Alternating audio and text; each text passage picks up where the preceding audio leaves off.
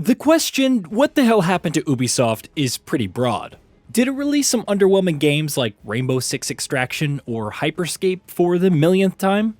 Was its latest open world title another soulless cash grab like Ghost Recon Breakpoint that necessitated months of post-launch fixes to stop it from crashing? Have more allegations of toxic work culture and bullying emerged, like the former chief creative officer who reduced the roles of women in several Assassin's Creed games because female protagonists wouldn't sell? Or the Ubisoft Singapore director that was removed for racism and toxicity but is still reportedly working at the publisher, according to a spokesperson statement to Kotaku at the time? Or the current creative director of Assassin's Creed codename Red, accused of verbal abuse, unwanted advances, and cultivating a climate of fear? Has the company still done nothing about the pending allegations, as the workers' union, Solidaires Informatiques Jeux Vidéo, reported 1 year after the incidents? Did it cancel more games like the Splinter Cell VR title, Ghost Recon Frontline, and 2 other unannounced titles? Did its recent games underperform or outright fail? Was Skull and Bones delayed again, this time to an unknown date? Sadly, all of these questions could apply. In its latest report discussing 2022 to 2023 results and adjusting its 2023 to 2024 projections, Ubisoft revealed that sales were surprisingly slower than expected. Mario + Rabbids Sparks of Hope, whose predecessor was successful, and Just Dance 2023, which has always had mainstream appeal, underperformed. Before its launch in March, Skull and Bones was delayed to 2023-24, which could mean anything from April 1st to March 31st, 2024. 3 more unannounced games have been cancelled. Its stock price in the US hit a 7-year record low. If all that wasn't enough, the company is implementing $200 million in cost reduction. But hey, on the bright side, if one could look at it that way, Assassin's Creed Mirage and Avatar Frontiers of Pandora are also releasing in the 2023-24 window.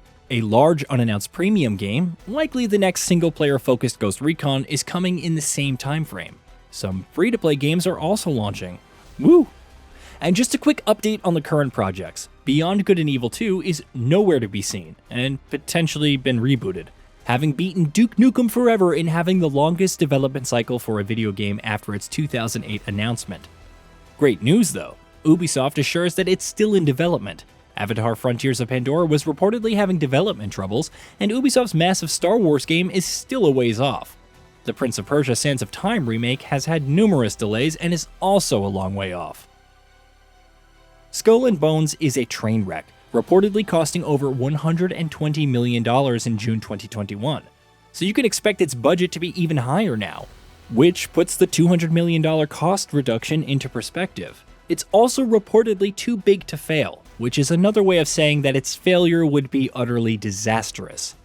Good thing there's a $70 price tag and very little story to go with its multiplayer, with playtesters reportedly reporting that there isn't a whole lot to the latter either.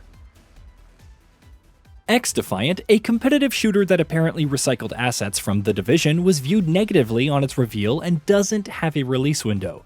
Project Q and Pathfinder are reportedly still in play testing, and there's no indication of them releasing this year.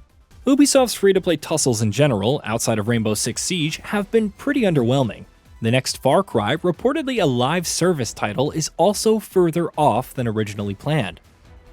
There is some hope, with projects like the Splinter Cell remake in development. Assassin's Creed codename Hexa has reportedly received praise internally.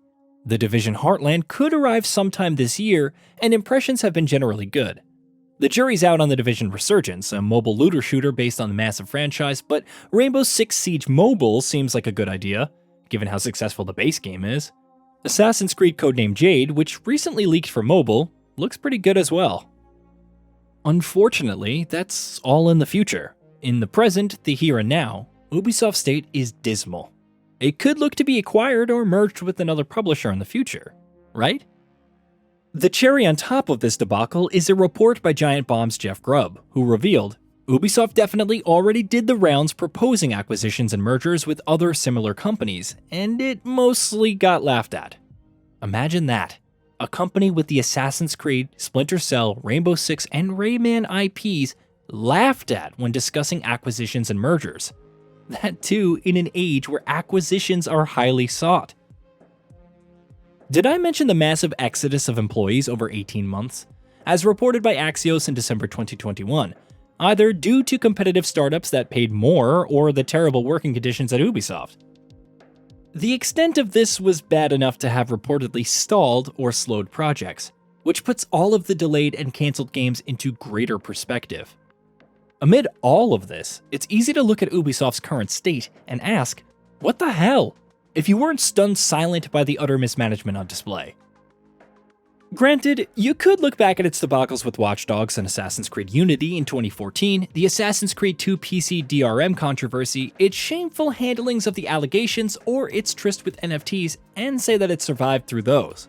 You could look back at its full year 2021 to 22 earnings, which say Assassin's Creed Valhalla having great success, Far Cry seeing its best year after the launch of Far Cry 6, though sales and numbers are still pending, and Rainbow Six Siege still having millions of players, and say that it still has big highs. However, when it rains, it pours, and with the publisher projecting a loss of $537 million for the fiscal year ending March 2023, it is a terrible day for Rain.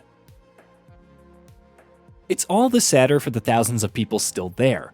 If the worst comes to worst and Ubisoft has to make extensive cuts, their livelihoods are affected. All because management and leadership can't properly budget and run projects while reportedly not treating their employees with respect. It's hard to say where Ubisoft goes from here, or what it can do to salvage it. A change in leadership would be the most obvious thing to do, though it will likely never happen. Paring down its so-called ambition and pushing more projects like Assassin's Creed Mirage that don't have hundreds of hours of gameplay and require dozens of avenues of monetization or hundreds of employees to support them around the clock would be a good start. Ensuring its quality would also be nice. Supporting its current endeavors like Rainbow Six Siege with new content and features while attracting new players would also be nice. Why not have some co-op PvE content?